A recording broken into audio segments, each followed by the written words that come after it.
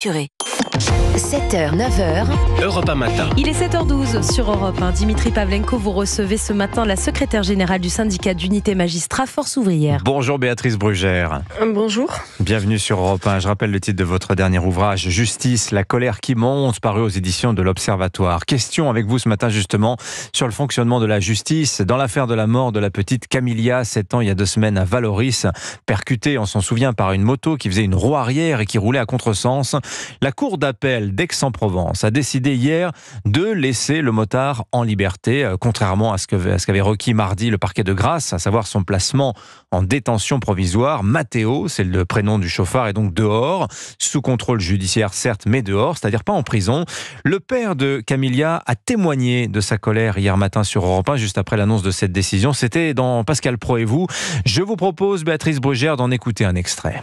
Vu la justice, le comportement de la justice, en fait, je comprends pas, en fait. J'ai juste une question à poser. Imaginons que demain, moi, je me balade à Antibes ou dans des endroits où ce Matteo, je vais le croiser, que par malheur, il y a un accident. On va pas dire que je l'ai fait exprès, que je me suis vengé pour ma fille. Est-ce que la justice, elle prend ce point-là en considération ou pas? Qu'ils mettent ma vie et la vie de ma famille en danger. Quand ton fils, il te demande le matin, il te dit, mais papa, comment ça se fait qu'il n'est pas en prison? Qu'est-ce que vous lui répondez? Et c'est quoi le message qu'ils sont en train de passer à la justice, à cette jeunesse, en fait? En fait, on a des policiers qui se cassent le cul pour mettre l'ordre sur la voie publique.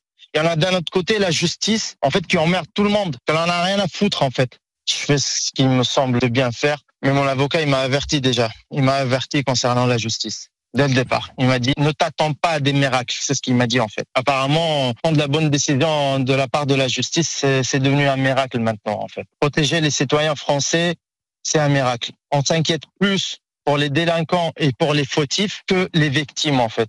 Le procès, il peut durer même 2 ans, en fait. Entre-temps, nous, on a supporté ça, en fait. C'est vrai qu'on est maltraité dans la garde à vue et on est maltraité en prison. Logé, nourri et blanchi. Voilà. Avec l'argent du peuple, en fait. Voilà, le père de Camilla Slim, donc au micro hier de Pascal Praud, dans Pascal Praud et vous, c'était sur Europe 1. Je ne comprends pas le comportement de la justice, vous l'avez entendu, Béatrice Brugère. Qu'est-ce qu'on répond à ce papa quand on est, comme vous, une professionnelle du monde de la justice? Oui, déjà, bon, moi, j'entends cette colère parce que le drame que ce monsieur a subi est assez épouvantable. Je crois qu'il n'y a rien de pire que la mort d'un enfant, surtout dans ces conditions, qui sont celles inattendues, d'une petite fille.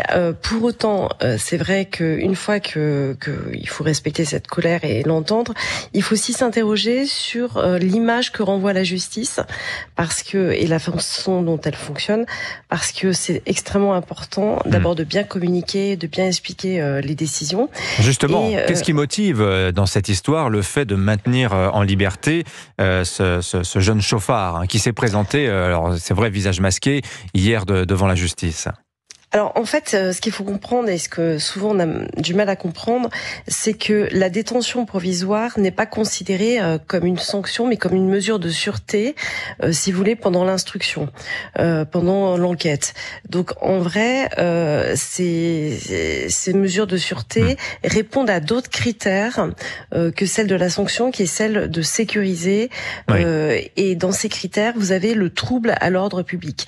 Or, il faut considérer que la mort de quelqu'un comme ça sur la voie publique est un trouble à l'ordre public.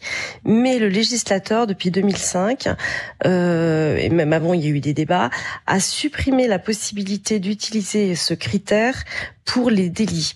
Or, l'infraction qui est retenue dans le cas de ce monsieur n'est pas un crime, mais un délit, puisque c'est un homicide involontaire.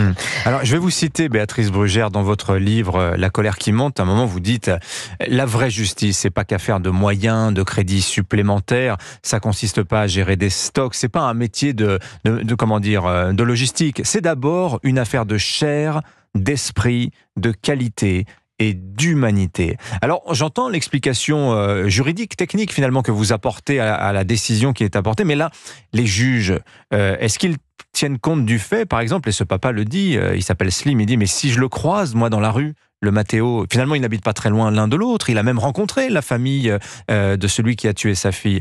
Est-ce que ça a été pris en compte ou négligé d'après vous ? Non, mais là où vous avez raison, c'est que la justice doit prendre en compte une forme d'humanité, mais aussi garantir la paix sociale. C'est-à-dire que ces décisions ne doivent pas heurter pour éviter la vengeance, puisque c'est un peu ça, ou en tout cas un règlement de compte. Il est évident qu'aujourd'hui, et moi en tout cas c'est ma position, que le critère du trouble à l'ordre public qui a été supprimé en 2005 devrait être remis, en tout cas dans le débat qui a lieu aujourd'hui. Vous savez, il y a une proposition de loi qui a été faite mais qui n'a pas pu aller jusqu'au bout à cause de la dissolution, qui était celui de l'homicide routier, tout à fait. Suite à l'affaire Aleno, je ne sais pas si vous vous souvenez, qui était aussi un drame. Le fils du chef Yannick Aleno, effectivement. Exactement.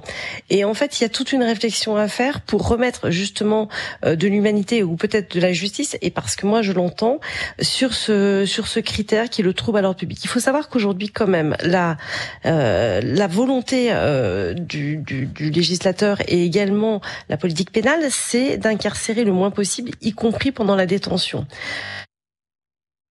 Donc c'est redébattu à l'occasion qui va revenir de la proposition de loi. Je pense qu'aujourd'hui, le trouble à l'ordre public doit être débattu. Mais il faut aussi quand même se dire que si le parquet a requis la détention, c'est que aussi d'autres critères auraient peut-être pu être mis comme celui de mettre fin à l'infraction, de protéger la victime, puisque c'est exactement ce que vous avez évoqué tout à l'heure avec la colère, en fait, aussi de protéger, le mis en cause par rapport aux victimes. Mais il faut savoir aussi, et ça c'est quelque chose qu'on ne dit pas, c'est que le fait de mettre ou de pas mettre en détention aujourd'hui a un autre impact. C'est-à-dire que la justice est tellement saturée, elle est tellement embolisée, les délais sont tellement longs que sur certains ressorts de cour d'appel ne sont jugés quasiment que les dossiers où il y a des détenus pour aller plus vite parce que on a des délais qui sont contraints. Oui. Ce qui veut dire aujourd'hui très clairement que lorsque le mis en cause n'est pas détenu comme ça dès le début de la procédure et ni maintenu, ça rallonge énormément la date du procès. Ah oui, d'accord. Donc en fait, ça a plusieurs impacts. Ça veut dire qu'aujourd'hui, par exemple, je pense que c'est sur le ressort de la cour d'appel d'Aix-en-Provence. Oui, c'est ça. Il y a des tels délais d'attente pour être jugé que l'on passe en priorité, quasiment en priorité, que les dossiers où il y a des détenus. Donc le procès Camélia, c'est sûrement pas avant des mois, peut-être des années ? Oui. Donc, vous voyez, il y a plusieurs impacts sur aussi ces mesures. Il n'y a pas que simplement parce que après, il y aura peut-être une peine de prison, je n'en sais rien.